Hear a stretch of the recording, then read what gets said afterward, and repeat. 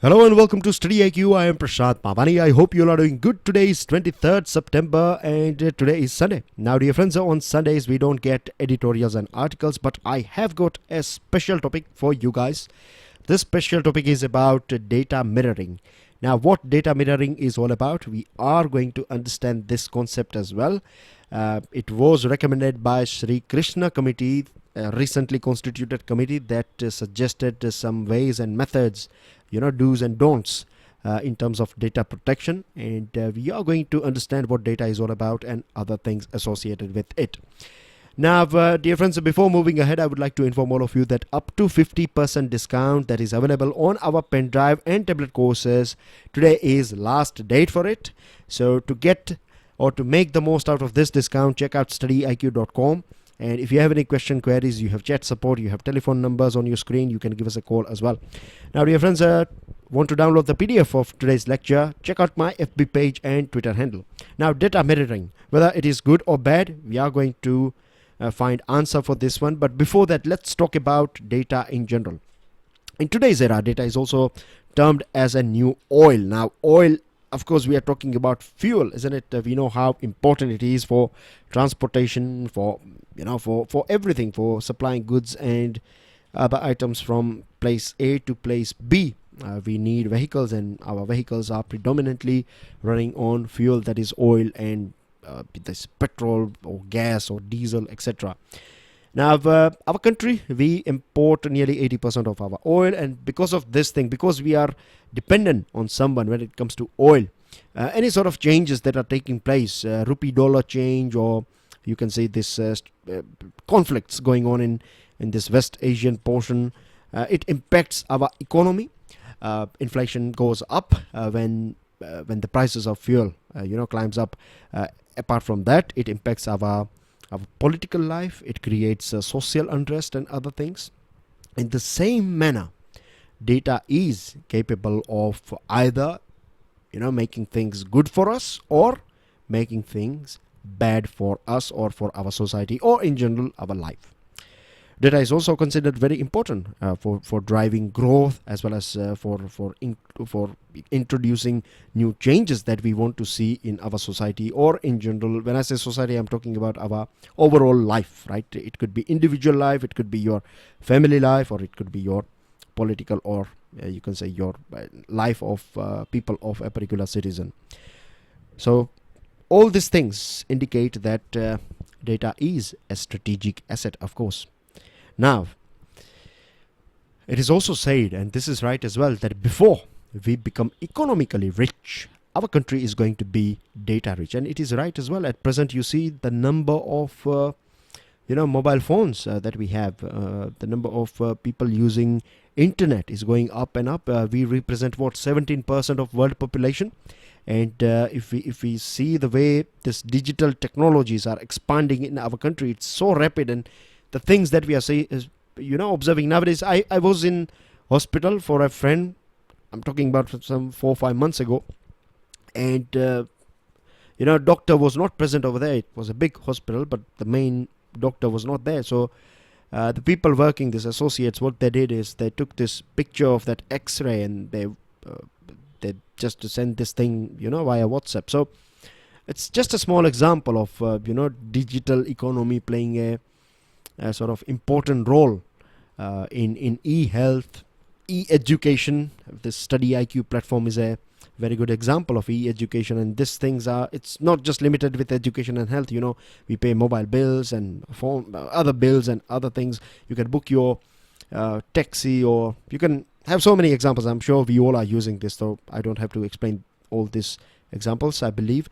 So what I'm trying to say in a nutshell is that we are surrounded by digital technologies in our country, and of course around the world as well. This phenomena is going on. Now, the thing with digital technologies, may it be your e-commerce or social media or digital entertainment, online communication, hardware, software, all these things, predominantly they are ruled by these foreign companies, right? And even in our domestic companies, we find that most of the capital is coming from foreign companies, generally speaking. Now, when it comes to our usage, we are online, we use so many things, we read newspapers, and again, I can go on and on. All these things that we do, right, it is generating data.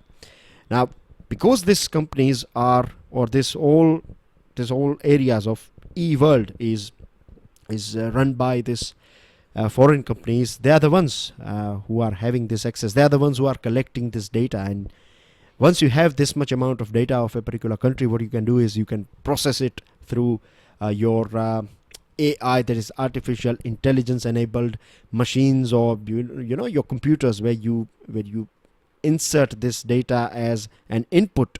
Then a particular specific process will take place on this data, and out of that what you get is pure gold. When I say gold, I mean to say that you get this information about people living in this particular region. They like to eat this food, they are affected by this particular disease, and they need this and they need that, and etc. Once you have this data, or once a particular company is holding this data, it can sell this information to other companies. And based on this information, or based on this analysis, your behavior and profile analysis, we saw this big case of Facebook merging with this Cambridge Analytica. Analytica took data of so many users, and then based on that thing, specific you can say political campaigns were designed, and this thing can impact our political life as well. So just imagine political parties A. You have two political parties, A and B. It's a pure hypothetical example.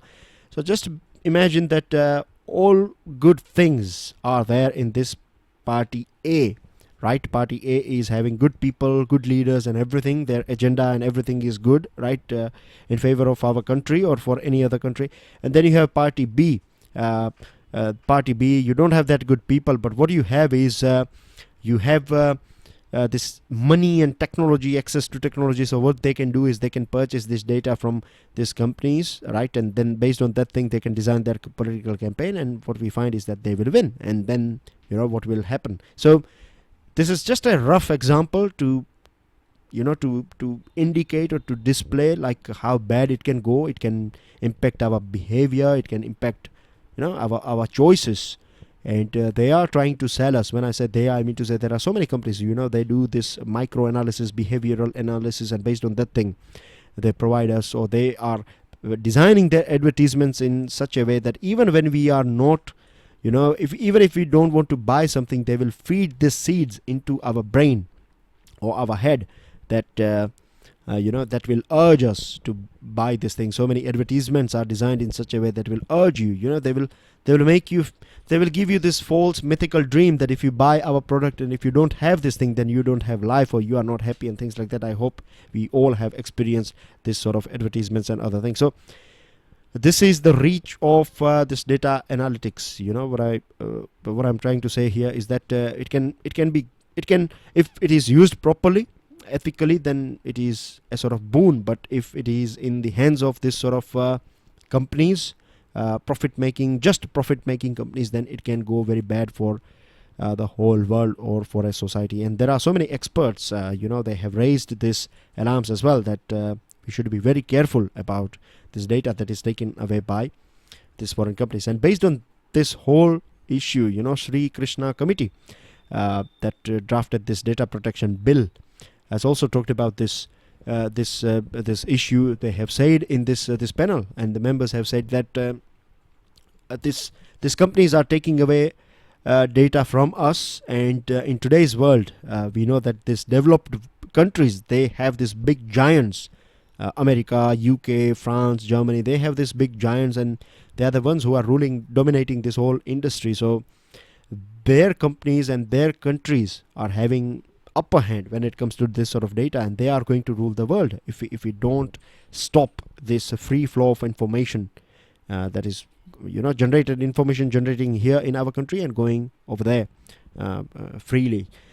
And so this was recommended by Sri Krishna committee, and a solution was also provided by Sri Krishna committee, and this solution is data mirroring. Now, before moving on to data mirroring, let me tell you that when we need, you know, when our law enforcement agencies, when they are you know, in search of, or if they need some data or something, then as well this big companies, they have this, you know, because of this international rules and other things, they can access, and they have in fact denied access to our law enforcement agencies as well many times, and they still do this thing. So This is not healthy, of course.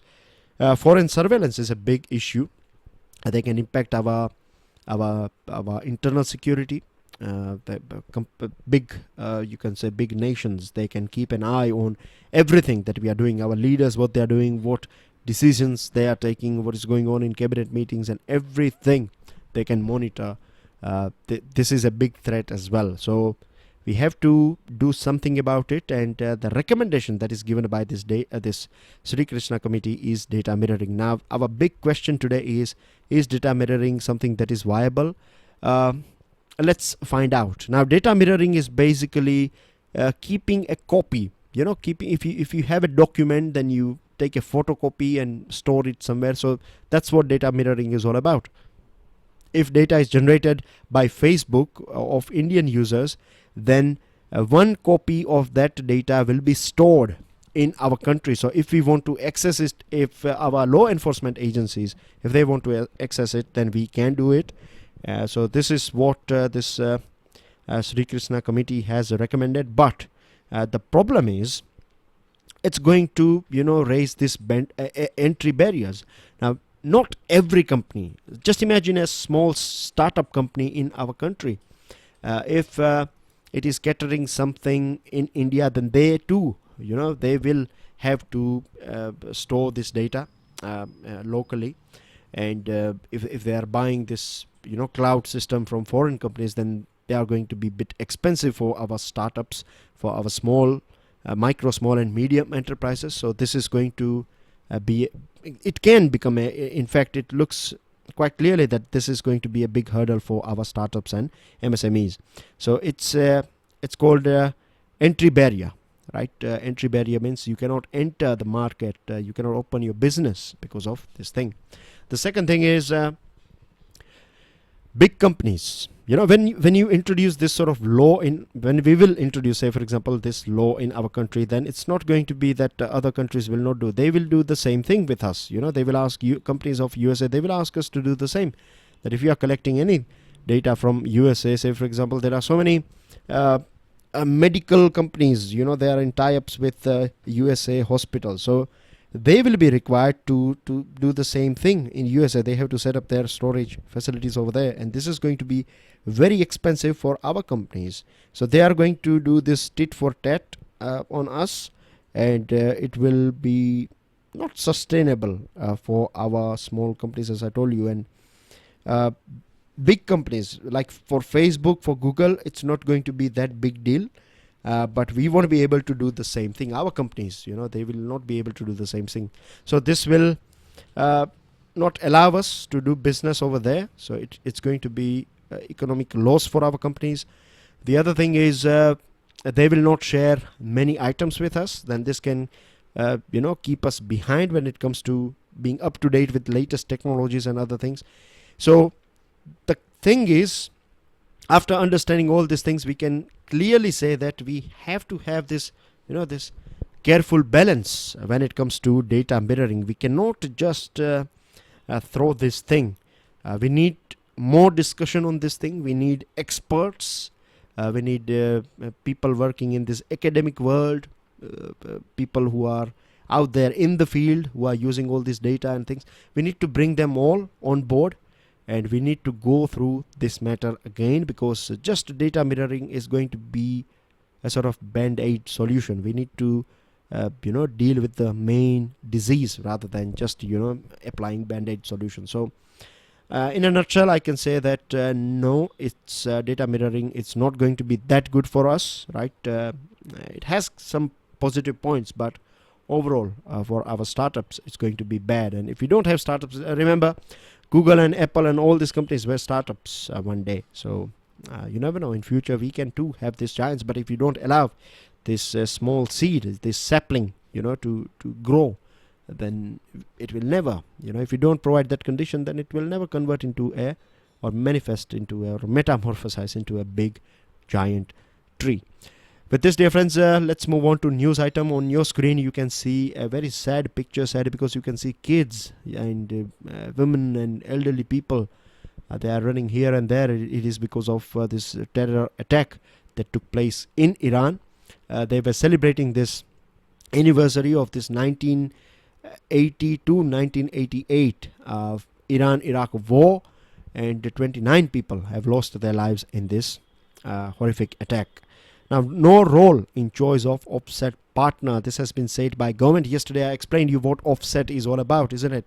So the main thing is this particular item is on the first page of the Hindu, and what I would like to say is that it's not going to be beneficial for our country, right? When two big political parties are fighting with each other, and this is going to defame us in international market. Other countries who are looking forward to develop defense relationship with our country, they are going to be a bit skeptical.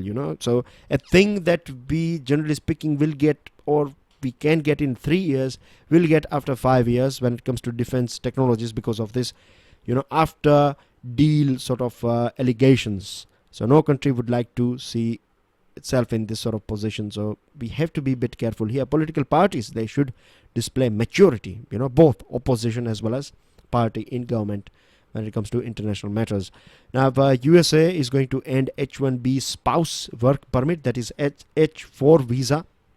So H-1B visa is given to IT professionals, generally speaking, and a person who is going to USA for 5-10 years, and if that person is married, then of course that person would like to take his or her kids and spouse with him or her to USA. But what happens is when you don't give H-4 visas, so what you are doing is you are breaking the family, and this is a tactic to not issue H-1B visa. This will indirectly, if you cut down H-1B visa, then India is going to jump on you, isn't it, directly. But when you are doing something with H-4 visa, you can say that yes, we are giving H-1B visa, but with H-4 visa you have to do a little bit of adjustments. So we cannot allow this many people to enter in our country. So this sort of tactics are used by various different countries. It is sort of another way of saying no. So I'll give you a small example here. Back in 2015, 90% of H-1B visas were issued to Indians. Now, a statement coming from Prime Minister of Pakistan, he has blamed India. He has said that India is giving excuses for not, taking this relationship or making relationship peaceful between both these countries. Now, to be honest, right, this is not fair on India, because it's not India that is doing all this attacks are taking place, or the whole plan and execution and everything is taking place from this Pakistani side. So they have to deal with this thing. We cannot have both these things, as our army chief has said. We cannot have talks and terrors together. And he has also said, army chief has said that we need to give them back that same coin or the same pain. They should also feel, so that they will realize how bad it is. Sumitra Mahajanji, who is our speaker of Lok Sabha, she has said that we need to have this, we should talk about and think about this simultaneous pause, because let me give you one figure. What happens is that out of 5 years, 1 year, total 1 year is spent after election, because every year you have elections taking place in various different states, and then you have this model code of conduct, and because of this thing, developmental projects, they are hampered because of this MCC. You can see here our army chief, and here we are paying tribute to army chief, to our army personnel, or all those brave soldiers of our country who fought Ottoman forces to liberate the city of Haifa. And we have Haifa Chowk as well, crossroad in Delhi, and it's Haifa is a very important, you can say, a sort of incident, or you can say an event that is at present connecting both India and Israel. Israel is glad, or is very much, you can say, it plays a huge amount of respect to India because of this Haifa and what we did in Haifa. Alcohol intake has doubled. This has been revealed in this WHO's report. If you see the figures here, then you find that in 2005 per capita consumption was 2.4 liter. In 2016 it is 5.7, which is a matter of concern, because just in 2016 3 million, that is 30 lakh people died because of alcohol consumption or diseases that are associated with alcohol consumption, and that accounts to 5.3% of all deaths in the world. So that's a matter of concern. And sugarcane and paddy, these two are kharif crops. And now sugarcane and paddy, both of them are water guzzling crops. That means that they require huge amount of water, and expansion of this sort of crops is a matter of concern for our country, because already we are a water scarce country. And other crops like nutri cereals like ragi, jowar, bajra, their acreage is dropping down. So government should do something about it. We have to educate our farmers that if we are living in parched areas, if we are living in this arid zones where water is scarce product, then you should not opt for this sugarcane and paddy. In fact, you should go with something that requires less water. This picture here is about this alcohol, WHO's report. So it's just a sort of infographic. I thought let me share it with you guys. If you want, then you can pause this video and have a good look on this thing. Now DNA meta barcoding. So what they do is they will take the fecal material of any species or animal, or and then they analyze that thing, and based on that thing they can find out what they eat and things like that, of course. So you have this Roiles pica. Pica is a small rabbit-like mammal. It's not a rodent, it is mammal, and it is found in India's Himalaya. Now the thing is, it relies on this wet conditions, and it relies on all those plants that you find in this wet and cold condition. Now if temperature is going up, then this is going to impact this growth of this plant, and then eventually it is going to impact our this royal pica and other species or other faunas that are dependent on this sort of flora. So this is a matter of concern, of course. And the reason why I've highlighted this thing is many times you find this sort of questions as well, like where you find this royal or pica, where do you find them? So remember that you find them in Indian Himalayas, and they are found in this cold region, so they will not be there in this Western Ghats and tropical regions. So keep this thing in mind. Moving on to another item, new battery may help cut carbon emissions. This has been found by researchers of MIT. MIT is known as one of the best in the world when it comes to university ranking, and this new battery can continuously convert carbon dioxide into small mineral carbonate, and it is made up of this lithium metal, carbon, and novel electrolyte. Rotating slice, this is about sun. So how it works is basically, just imagine that this is sun here, and this is equator of sun, and this is these are the poles of this is north pole and this is south pole of sun. So the interior, I'm not talking about exterior portion, I'm talking about interior portion of sun, right? The movement or this rotation of the interior portion of sun at equator is faster compared to its poles. So this is a small yet important statement, just in case if you find it in your prelims examination. And dear friends, I have a map based question for you guys. Can you give me the name of this country, and can you also let me know why it is in news as we are speaking now? And that's everything. Now yesterday's question, yesterday's answers and other things, I am facing some issues with my computer, so by the end of the day it will be fixed. So I beg your pardon for this thing, but I will share the answers tomorrow, in tomorrow's, that is Monday's Hindu analysis with you guys. So that's everything in today's discussion. Thank you very much. Enjoy your Sunday. God bless you all. Jai Hind.